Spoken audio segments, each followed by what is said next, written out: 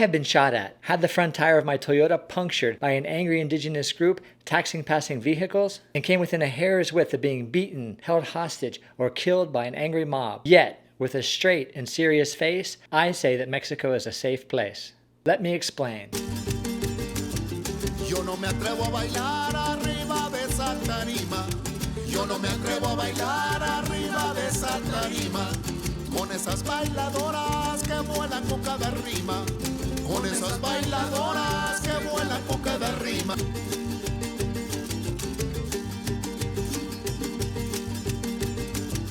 Yo no me atrevo a bailar arriba de esa tarima.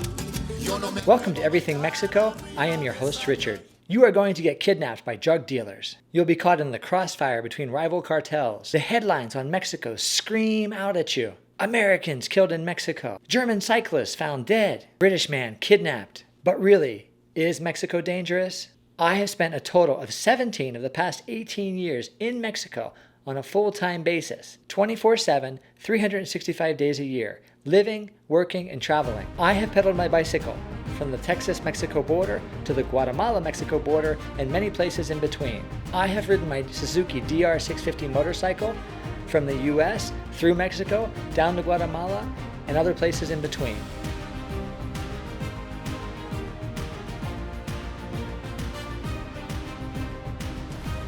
I have crisscrossed Mexico from the Caribbean to the Pacific, the Gulf of Mexico to the Pacific, and back again as a traveler and as a tour guide. I taught full-time in southern Mexico for 14 years and had various businesses in the states of Chiapas and Oaxaca.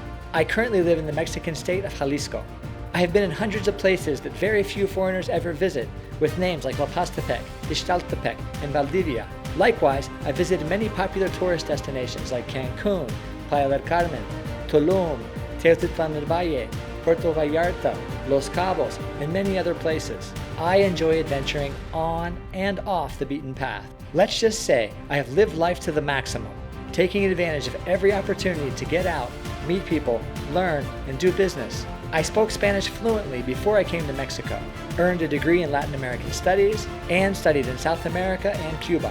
Currently, I am married to Daisy, a Mexican woman, and live Mexican culture 24/7. Now, back to the question, is Mexico really dangerous? I had spent the day driving north through Mexico from Veracruz and was now in Tamaulipas, the most northern Gulf of Mexico bordering state in Mexico. The sun had set and I was getting tired after a long 12-plus hour day in the car. But population centers were scarce and I kept pushing on. I saw a hotel with pickup trucks with 50 cals mounted in the beds out front. Being that I had seen no other options, I decided to check it out anyway. I felt very uneasy in the lobby where there were armed men milling about and viewing me suspiciously. So I walked back to my old Toyota Camry and continued driving north. There turned out to be nothing but countryside after that. At about 10 o'clock at night, I found a dirt lane leading off toward a field. About 200 feet off the road, under a tree in front of a gate, I parked my car. I crawled in the back seat, pushed the front seats forward, locked the doors, and fell asleep. At about 4 o'clock at night, I heard a knock on the window. There was a man standing outside the door, and there was a pickup truck shining its lights on my vehicle. I had been woken up in the dead of night on other trips in Mexico when I was camping out. But it was always simply the authorities or local community members wanting to know who I was. Once they saw who I was and that I represented no threat, they'd be on their way and I'd fall back to sleep. This time it simply felt different, and I knew I was in trouble the moment I stepped out of the car. What are you doing here? I'm sleeping in the car because I'm traveling north to see my family for Christmas. Who are you? My name's Richard Risser and I'm a teacher. Where are you coming from? I live in Chiapas, where I work as a teacher. I look like a private school teacher in my modest car and dress, so he seemed satisfied with my answers. Telling me to open the trunk, he asked what was in the bag. I told him exactly what was in the bag, and he opened it to check. What is in this box? I told him that a traveling cyclist was caring for the school while I was gone, and he had asked me to send some things that he seldom used back to his family in the United States when I got there. When he opened the box, he found inside it exactly what I had told him was there. Out of my peripheral vision, I saw him pocket my digital camera. I just pretended I'd seen nothing. If I could get out of the situation with just the loss of a camera, it was going to be a good day. There was an open field in front of us. To the right was an area with bushes and scrub trees that seemed to go on for a while. I was planning my escape into that area that provided cover just in case things got worse. There was a good chance I could overpower the man beside me, but the driver of the pickup truck had his door open, the lights shining on me. I could barely make out any details, and I could only assume that he was armed. I had purposefully been very succinct with my answers and acted neither meek nor aggressive. I wanted to develop trust and appear as neither weak nor a threat. He asked how much money I had. At this point, I felt the confidence to tell my first lie. I didn't have a bank account in Mexico, as it was always a challenge to get my earnings in pesos into dollars in a US bank account. I did everything in cash. In a small black bag, under the lip of the passenger side front seat, on the black carpet, was all the cash I had in the world that was going to pay for this trip that I was taking. With this knowledge in mind, I pulled out all the cash that I had in my pocket and told him that it was all that I had. I asked him if he wanted the money. He told me to keep it and walk back to the pickup truck. The years of stories I had heard in first person about the border area were suddenly racing through my mind and all important. Cartel infighting, gangs. Tamaulipas was basically a rogue state run by crime syndicates controlling the drug trade and immigration north. I'd heard the stories, again not in the news but in person, of the mass graves, the murders. After speaking to the driver, he came back and told me they were going to let me go. I thought I might yet get out of the situation without having to run through the bush with no money, no ID, and no phone. Even then, though, I knew I would be all right. Experience had taught me that there are good people everywhere. There was sure to be a farmer nearby who was willing or even happy to help. Then, however, the driver called the man back to the pickup. After a few words, the man came back and told me they were going to take me with them. I had decided that there was no way I was going to go with them, but in a very serious and concerned voice, I simply said the words, "I'd prefer not to." After a few more words with the driver, he came back and told me I could continue on my way, but that I shouldn't stop because if I did, someone else would get me. I got in the car, started the engine, and turned back onto the main road. The pickup pulled out behind me, raced around, and sped off into the distance. Not surprisingly, I didn't stop until I got to the border. I recently heard a maxim developed by a tree planting organization. It says, "The right tree for the right place at the right time." The same maxim can be slightly modified and used to keep you safe in Mexico. If one or more of the following is true, you may be in danger: the wrong person, the wrong place, or the wrong time. It goes without saying that I was in the wrong place and at the wrong time. I was in the border area alone, invisible to passing vehicles, and I was there at night.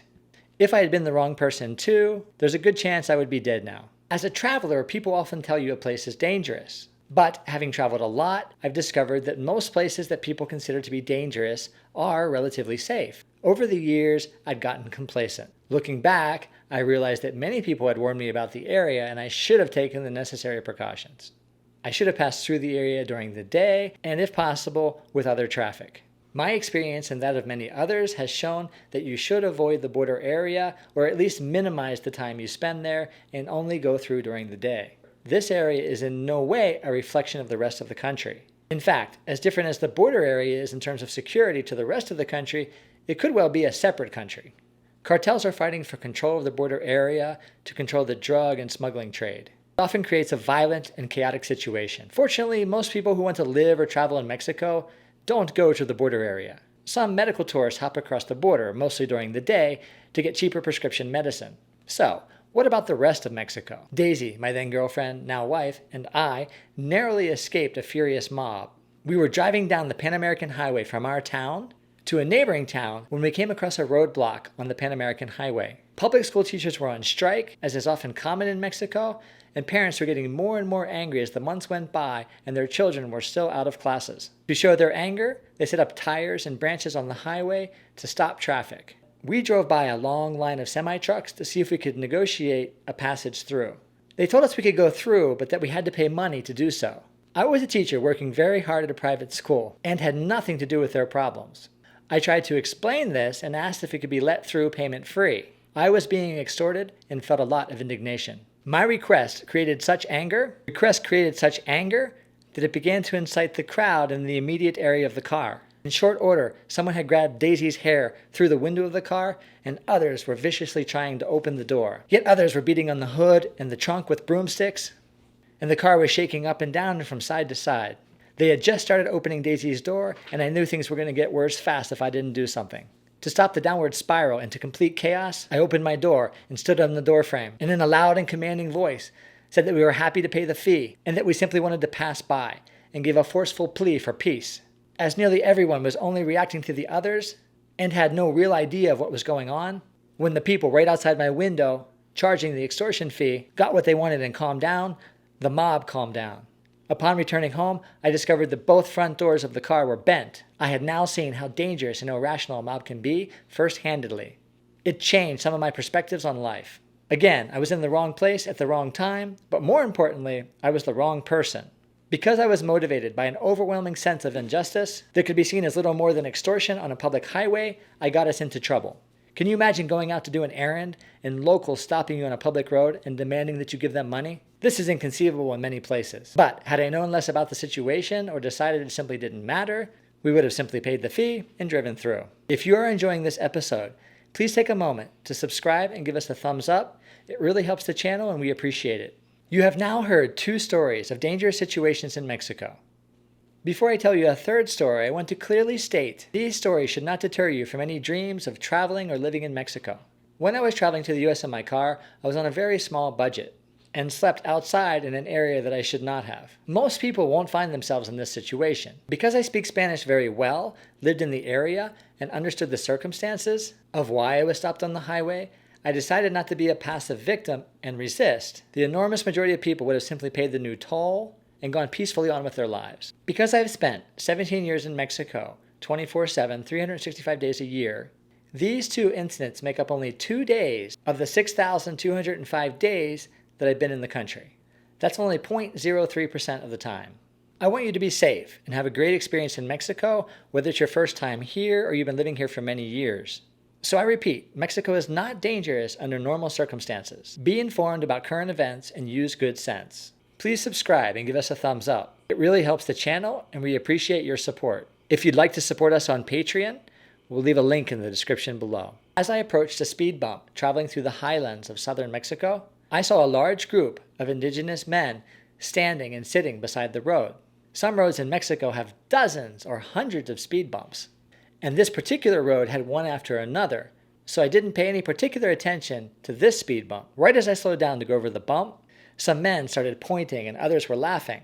I poked my head out the window and saw that I had driven the left front tire onto a board with nails that were now stuck into my tire. The men were charging a fee to all passing vehicles because they were upset that their local mayor, who had promised them something, had not delivered. When I pulled up, they must have been distracted, talking, because they never motioned for me to stop and pay the fee. I was distracted by seeing so many men sitting and standing along the road in the countryside that I didn't see the board with nails. Being that I was in the truck with my girlfriend, her sister, her mother, her aunt, and her cousin, it was pointless to resist being extorted for something that I had nothing to do with. So I paid the extortion fee as my front tire went flat. I then pulled around a bend to a straightaway and proceeded to change my tire. The indigenous group hadn't threatened us with bodily harm, but they were certainly happy to do material damage for no reason and showed no remorse for what happened. On a teacher's salary in Mexico, new tires are expensive. While I understand that the indigenous people in Mexico were terribly exploited during the conquest and colonialism, and are still, even today, often considered to be second-class citizens, their extortion of people who have nothing to do with their predicament does not improve their situation. Occurrences like these are common in the highlands of southern Mexico. Yet I do recommend traveling there. The region is beautiful, many people are quite friendly, and there are amazing sights to see there. Having told you 3 stories about bad experiences in Mexico, I could make this video much, much longer, telling you of the hundreds and thousands of positive experiences that I've had in the more than over 6,000 good days here. When traveling in Mexico, be friendly, don't show off your money outside of major tourist areas, travel during the day and or in groups if you have any doubts about the area. Talk to a few locals. If the locals say it's safe, it almost surely is. However, don't just talk to one person, talk to 2 or more. Some people are just naturally fearful, so get a wider opinion. Again, the border area should be avoided as much as possible. Much of Tamaulipas, Sinaloa, Guerrero, and Michoacan can be risky, but there are vast remaining swaths in the rest of Mexico that are very safe. Educate yourself, as you are with this video. The U.S. State Department website on Mexico is constantly being updated, and it will show you what areas of Mexico are riskier. You can use the website as a general guide. Some of the areas that they list as medium or low risk are generally quite safe if you use good sense. As I bicycled and traveled across Mexico, people invited me to their home to have a meal or spend a night or multiple nights. Mexicans are very social and family and community oriented. They overwhelmingly like foreigners and want you to be happy and safe in their lands. With a bit of caution and good sense, you'll have a wonderful experience in Mexico. If you have any topics you would like me to cover regarding Mexico, please put them in the comment section below. I really hope you enjoyed this episode of Everything Mexico, and I hope to see you in the next episode.